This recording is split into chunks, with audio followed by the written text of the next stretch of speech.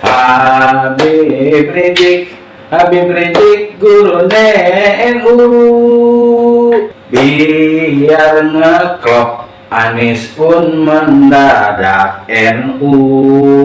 Anies Imin cawan ke Rizik, hati-hati pemilu brutal menanti. Hati-hati ingat pilkada DKI. Assalamualaikum warahmatullahi wabarakatuh. Sampurasun, salam sejahtera untuk kita semua. Lur, fenomena politik memang selalu membagongkan ya. Apalagi kalau kita lihat apa yang dilakukan oleh tokoh-tokoh yang memang dari sejak dulu sudah membagongkan. Ditahan-tahan atau menunggu momen yang tepat, tapi karena sudah tidak bisa lagi lepas, Anies sudah nyata-nyata tidak bisa lepas dari yang namanya Rizik Syihab. Ya? Iya. Percaya kan? Iya. Percaya kan ya? Kalau Anies itu memang sudah tidak bisa dilepaskan lagi dari gerombolan mereka ini, sudah tidak bisa lepas lagi dari cengkeraman atau saling memanfaatkan nih, ada simbiosis mutualisme di antara mereka. Walaupun ya mencoba menyangka bahwa itu murni untuk menghadiri perayaan Maulid, tapi ya nggak bisa dipungkiri lah, kita bukan orang-orang bodoh, loh ya. Kita kan pasti sama-sama tahu lah, ini pasangan Anies dan Imin mengunjungi atau ikut merayakan Maulid di Petamburan, saudara. Apalagi kalau bukan langkah politik, itu kita tuh bukan orang bodoh ya. Anies, Rizik, kita bukan orang bodoh. Umat ini sudah cerdas sekarang ya, nggak bakal bisa ditipu lagi. Jadi hati-hati loh nih, persengkongkolan mereka ini, persekutuan mereka bisa jadi nih akan mengulang kembali kesuksesan mereka di Pilkada DKI tahun 2017, dan kali ini akan dilaksanakan untuk skala nasional dalam pemilihan presiden. Luar biasa itu bahayanya. Kalau sampai terjadi ya, bayangkan di Pilkada DKI aja sudah begitu kerusakan yang ditimbulkannya. Kerusakan dalam arti hubungan antar masyarakat ya, kerukunan antar umat beragama, kerukunan antar etnis yang bermacam-macam sekali ragamnya di Indonesia ini. Bayangkan kalau itu dilakukan dalam skala nasional, bahayanya sebesar apa.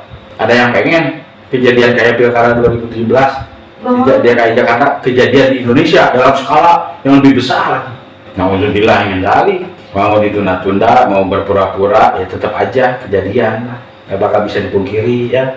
Sudah berhasil, ya pasti nggak bakal bisa melepaskan diri karena sudah merasakan manisnya kemenangan dari politik identitas yang dimainkan dulu.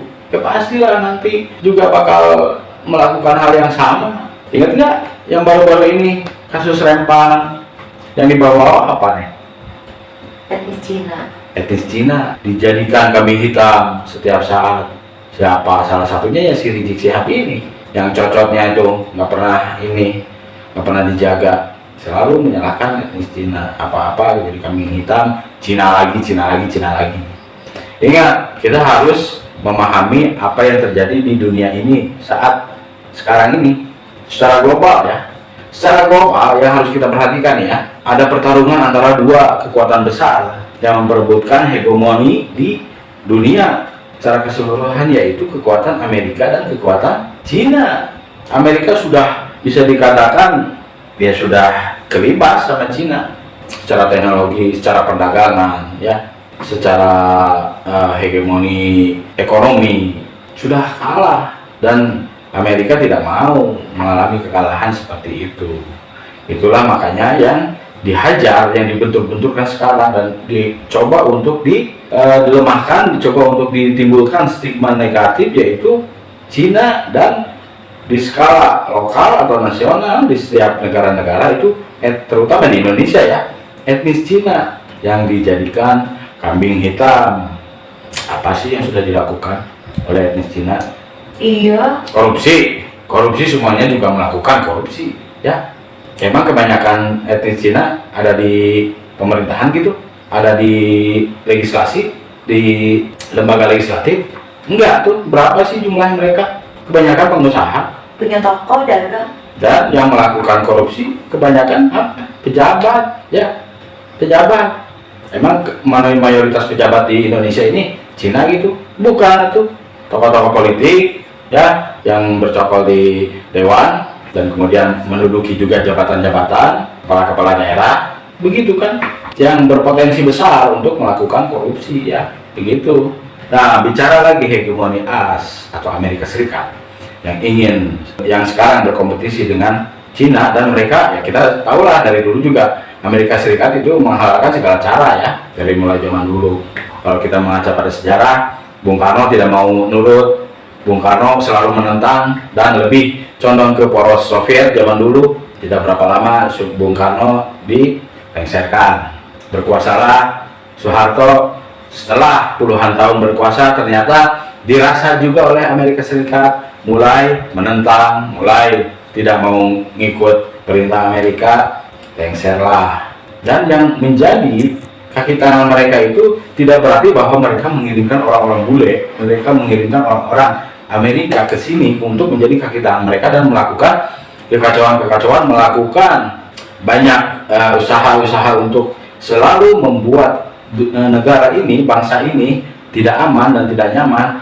Itu bukan mereka yang bule-bule, mereka punya kaki tangan, orang-orang kita, saudara-saudara kita sendiri yang menjadi kaki tangan kepentingan Amerika Serikat ya. Harus pintar Lur ya, membaca kondisi, membaca fakta dan realita, dan kita bisa menarik sebuah kesimpulan dari sesuatu, dari banyak hal yang kita lihat sehari-hari ya di dalam kenyataan di dunia ini, terutama di negeri ini ya.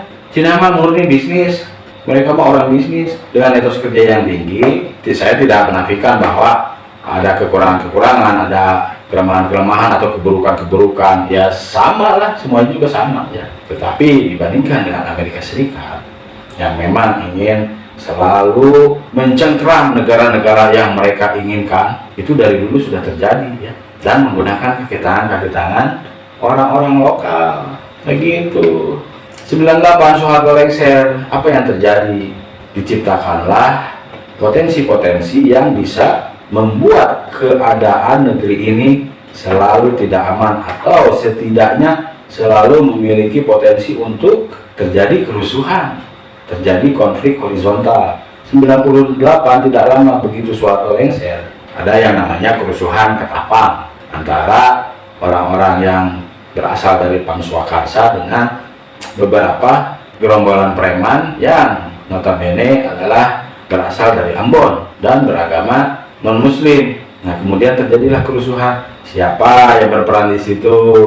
Habib Rizik, Habib Rizik, guru NU. iya. Kemudian terjadilah kerusuhan di Ambon, yang salah satu pemicunya adalah kerusuhan di Ketapang di Jakarta itu. Lalu sekarang kita lihat, saya ingin menyoroti seorang Caimin ya, Caimin yang seorang Nahdiyin ya, juga seorang masih termasuk keponakannya Gus Dur, dan kita ketahui seperti apa sepak terjang dia, dan kemudian dikatakan merebut PKB dari seorang Gus Dur ya, itu terhadap pamannya sendiri loh. Dan siapa lagi orang yang ada di situ? Seorang Rizik Syihab yang kita ketahui ya, kita udah sama-sama tahu lah bagaimana dia menghina dan melecehkan, merendahkan derajat seorang Gus Dur, dan sampai sekarang, sampai hari ini dia tidak pernah meminta maaf. Iya. Kita sama-sama tahu ya. Dan ada Anies Baswedan yang mendadak lucu banget. begitu loh. Kemungkinan ya, ini mah bukan nakut-nakutin ya, ini mah kita berkaca aja sama, Jaga-jaga aja. kita berkaca sama apa yang sudah pernah terjadi di masa lalu ya. Begitu ketika Anies dan Rizik bersatu, saudara, apa yang terjadi di DKI Jakarta?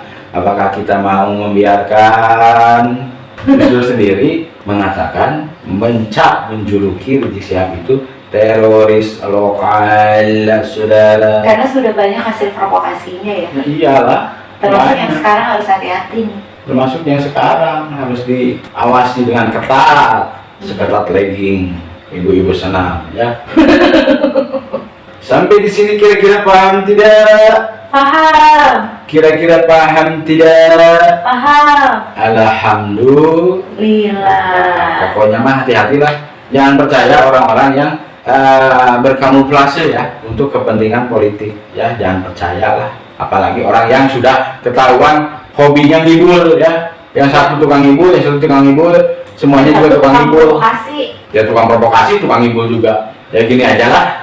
Pertimbangannya yang tadi saya jelaskan lah ya.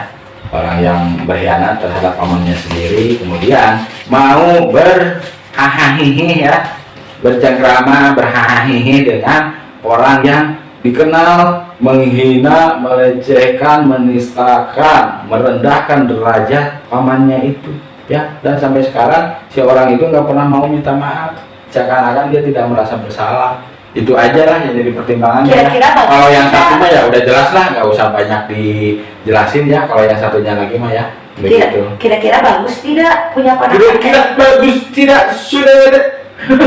Kira-kira bagus tidak. Demikian pembahasan saya kali ini ya. Semoga bermanfaat. Wabillahi taufik wal hidayah. Wassalamualaikum warahmatullahi wabarakatuh. Sampurasun.